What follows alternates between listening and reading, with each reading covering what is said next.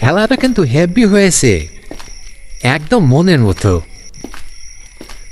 যাই বলিস, গোলকিপারের হাতে মনে হয় ম্যাগনেটার সেরে একটা বল তো ছুটল না। সবই তো ঠিক আছে রে সাজি, রাত হয়ে গেল যে, একটাও তো গাড়ি পাবো না মনে হয়। 3 বন্ধু মিলে গিয়েছিল পাশের গ্রামে ফুটবল খেলা দেখতে, কিন্তু রাত গভীর হওয়ায় কোনো গাড়ি পেল না। তাই বাধ্য হয়ে অন্ধকার গ্রামের রাস্তা ধরে হাঁটা ছাড়া কোনো উপায় রইল না। তাদের রাস্তা ঠিক দক্ষিণ পাশের কাঁঠাল বাগানের পাশ দিয়েই, যেখানে নাকি নিতাই নামের ছেলেটি মাঝরাতে হারিয়ে গিয়েছিল। অন্য দিনের মতো বাতাস বইছে না, আকাশে চাঁদ নেই, কেবল দূরে ক্ষীণ জোনাকি পোকার আলো। এই দিক দিয়ে যায়, অন্য রাস্তা চুরি, কি বলিস?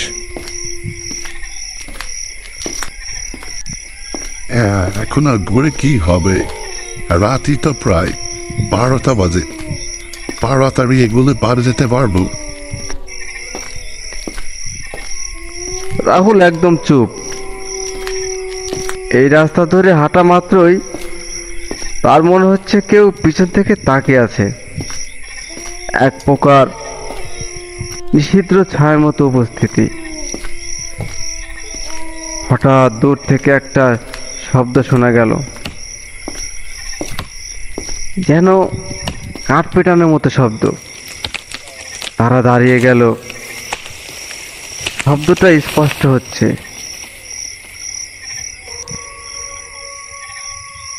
ভাই, কেউ কি কাজ করছে নাকি? রাত 12টায় কি কাজ কাছে? কেউ উত্তর দিল না। হঠাৎ দেখা মিলল এক ছায়ামূর্তির। কাঁঠাল বাগানের দিকের অন্ধকারের মাঝে একটা লম্বা ছায়া নড়ল, উঁচু, মানুষের চেয়ে অনেক লম্বা।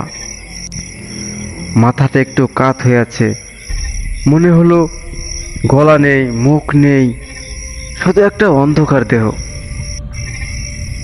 তারা থমকে গেল, হঠাৎ ছায়াটা নড়ল।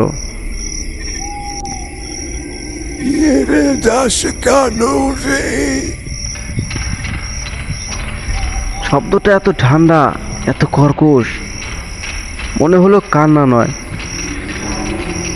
মনের ভেতর ঢুকে যাচ্ছে। 3 জন মানুষ জমে গেল, কেউ কথা বলতে পারলো না। ফিরে যাওয়ার আগেই সামনে থেকে আবার শব্দ এলো, এই শব্দটা যেন কান্না আর হাসির মাঝামাঝি অদ্ভুত এক আওয়াজ। আমার কাঁধে কে দিল? সবাই তার দিকে তাকাতেই দেখলো তার কাঁধে কালো দাগ, যেন কোনো বিশাল হাতের আঙ্গুলের চিহ্ন। এরপর পিছন থেকে আসলো সেই ছায়ামূর্তিটা। এবার তার চোখে দেখা গেল ঝলঝলে নীল আলো। মুখ নেই, কিন্তু চোখ আছে, দুটি নীল আগুনের মতো চোখ। ছায়াটি লাফ দিয়ে সাজিদের দিকে ঝাঁপিয়ে পড়ল। সাজিদ দৌড়ে রাস্তার দিকে ছুটল, বাকি সবাই তার দিকে ছুটল। এতক্ষণে বুঝে গেল এটা মানুষ না, এটা সেই হারিয়ে যাওয়া নিতাইয়ের আত্মা, যে নাকি অভিশপ্ত হয়ে এই জায়গায় ঘুরে বেড়ায়। হঠাৎ বাগানের ভেতর থেকে ভেসে আসলো আরেকটি আওয়াজ, একটা গভীর হাহাকার। মনে হলো কেউ যেন কাঁদছে। আমাকে মেরেছি, আমি বাঁচতে চেয়েছিলাম, কেউ আমাকে বাঁচায়নি। এই শব্দটা ভেসে আসছে কাঁঠাল গাছের দিক থেকে। কে মেরেছিল? তোমাদের গ্রামের 3 জন, তারা আমাকে টেনে নে পুঁতে ফেলেছিল। আমি আমার দেহ খুঁজে পাই না, আমি বের হতে পারি না। এবার সবাই বুঝলো এই আত্মা প্রতিশোধ নিতে এসেছে। তার মৃত্যুর রহস্য চাপা পড়েছিল এত বছর।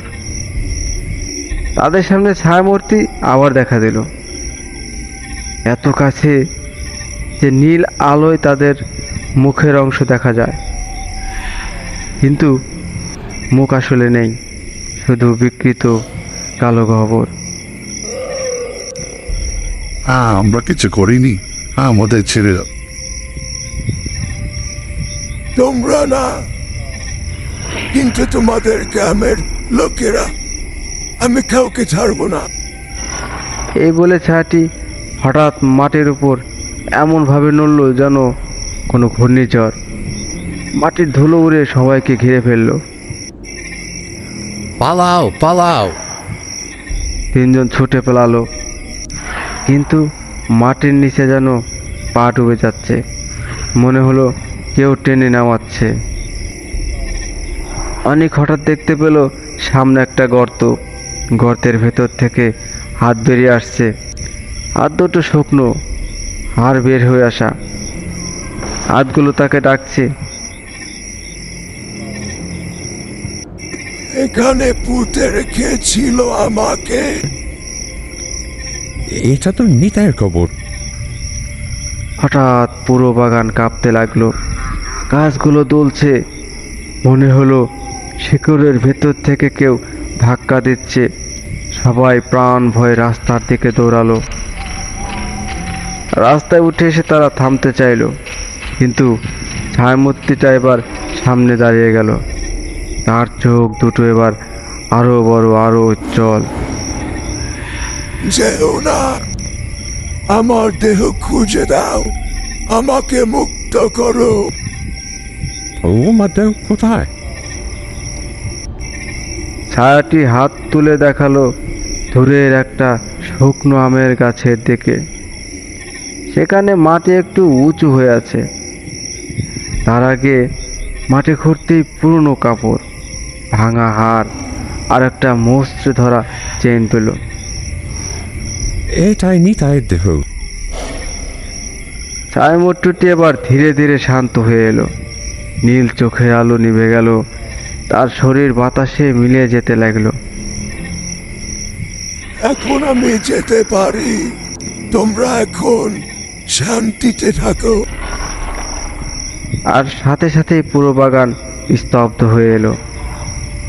শুরু হলো ভোরের আলো। মুরগি ডাকলো, হাওয়া বইল। তারা 3 জন নিস্তব্ধ হয়ে দাঁড়িয়ে রইল।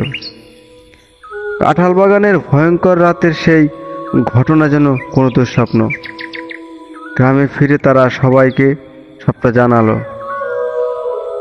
লোকেরা এসে নিতাইয়ের দেহ ঠিকমতো কবর দিল। এরপর থেকে আর কখনো সেই বাগান থেকে কোনো কান্না, কোনো ছায়া, কোনো ডাকের শব্দ শোনা যায়নি। কিন্তু 3 জন আজও বিশ্বাস করে সেদিন তারা যদি নিতাইয়ের দেহ না খুঁজে দিত, তাহলে কেউই বোধ হয় জীবিত ফিরতে পারতো না।